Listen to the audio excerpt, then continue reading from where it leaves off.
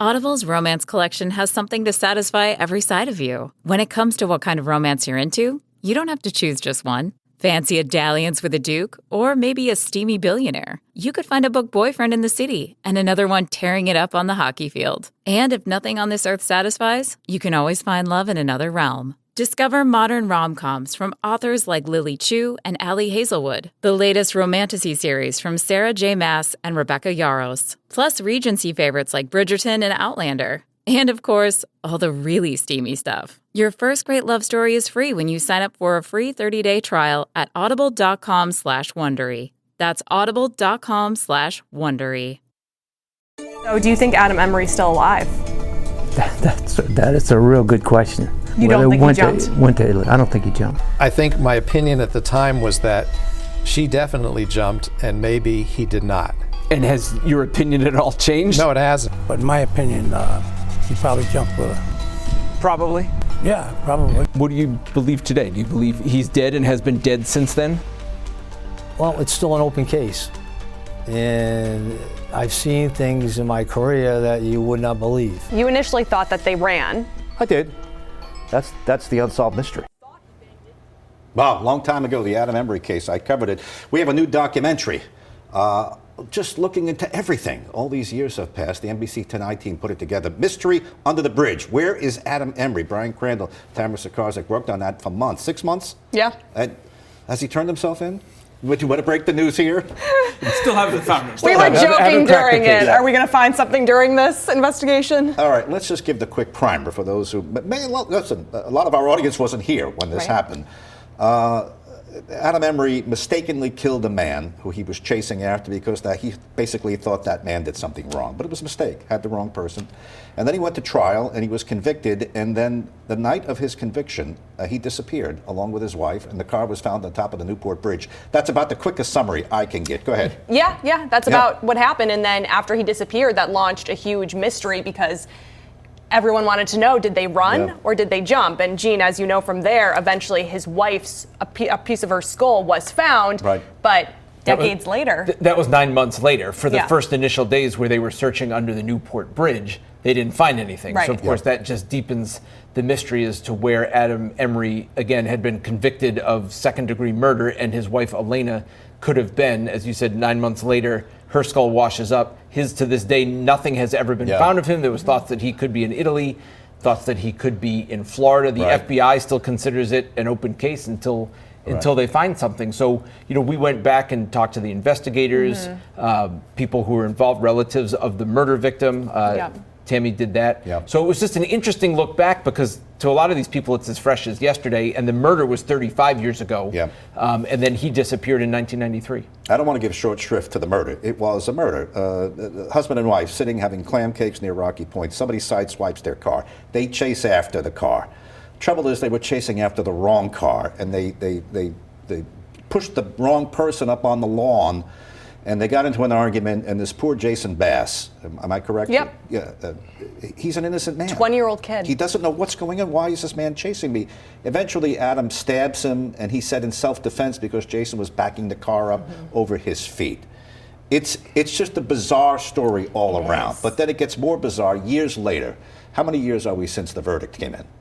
Well, that was 1993. Okay. So it was the murder was in 1990. So it was 35 years ago. And then it took 3 years. It went to trial. He was convicted in November 1993, actually on his birthday. On his 31st birthday, Adam Emery is convicted. So that was, 1993, almost 32 years ago now. And then he was free on bail, which was part of the case. He had been locked up for a number of months, and then family members put up their property as collateral. So he was out on bail heading into the trial, and then even after he was convicted, he walked out of the courtroom. And that was part of it. You were there. I was there. And part of the intrigue was his wife was talking to him after the verdict. And what did they say to each other? And so they brought in a lip reader to try to figure out what they said after the verdict. He was convicted, put on home confinement pending sentencing. But I remember there was a part of the story where he vowed, I'll never go back to prison. Yeah, and even his family remembers that. I believe his colleagues remembered him saying how much he disliked prison. So I think that it was well known that he never wanted to end up back in prison. So as soon as that verdict came down, and afterwards in the courtroom when his wife went up to him and spoke to him, that's when, police wanted to get the lip reader to look back at her footage to see what was said, because apparently she said, we'll do as we promise. What we promise. But again, the question is, so what does that mean? When their car is found on the top of the bridge, does it mean we're going to commit suicide, or does it mean we're going to run? And the state police investigators that I talked to, there's some varying opinions. Even they just had to take the assumption that they were on the run.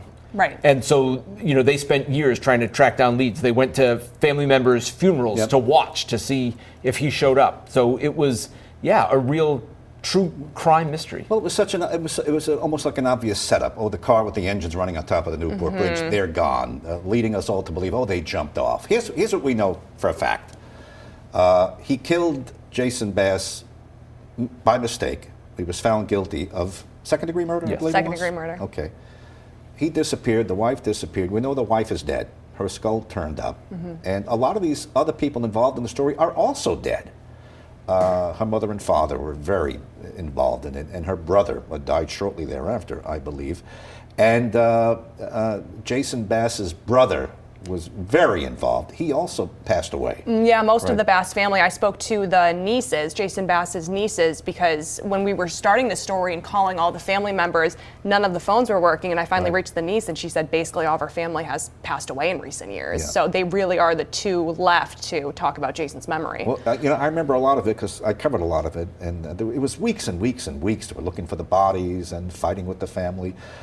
Is there anything new here? Because when the FBI not that long ago said, we're looking for Adam Emery, all of a sudden, like, wait a minute. Well, it was. Do they know something we don't know? Well, and it was out of the blue. It was in 2017 that the FBI tweeted Adam Emery's wanted poster from years earlier and said, if you have any information about Adam Emery. So that was 8 years ago now. But now we're talking about the social media age, and they're trying to get it out there. And the FBI is kind of...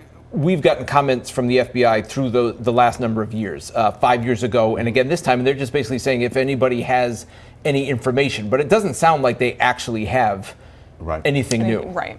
You know, it was so long ago, this is the age of security cameras.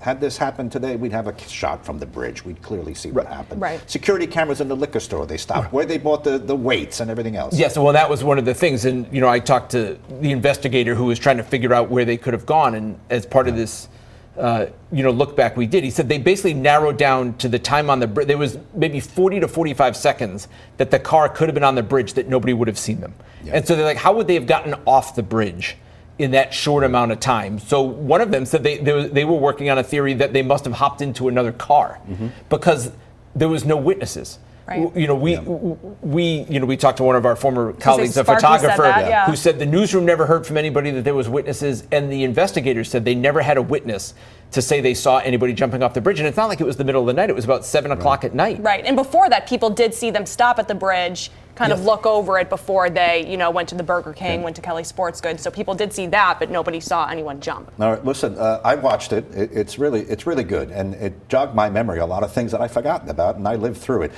Quickly tell us, split this. Where do you watch it? Where do you go? Watch it on YouTube. You just have to search NBC 10 WJAR on our YouTube channel. All right. If you're not familiar with it, just Google it. WJAR YouTube Adam Emery, and you'll find it. It'll come up. It's Mystery Under the Bridge. Where is Adam Emery? It is most plausible, most believable that he went in the water with her. We just haven't found it. Is there agreement on that? Sure, I don't know. Everybody seems to ask it as a Without question. Nailing it down. Everybody asks it as a question, I think. And again, the investigators I talked to, they're like, well, probably.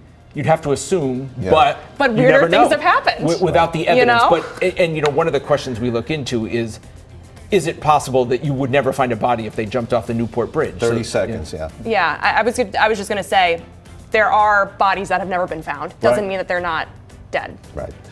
Watch it on the NBC 10 WJAR YouTube channel, and at some point we'll put it on regular television too. Thanks for coming in, Brian and Tamara. That's 10 News Conference, your number one longest running political show in Southern New England. Watch all of our videos on turnto10.com. I'll see you on TV and the radio next week.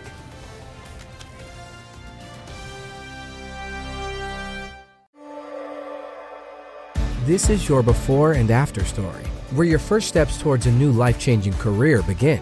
Southeastern College can take you there. We offer in-demand hybrid and online programs with hands-on training, led by in-field career professionals, and career services to put you on the path to a rewarding and fulfilling future. This is where your transformation begins. Southeastern College, your future is bright. Visit sec.edu to get started.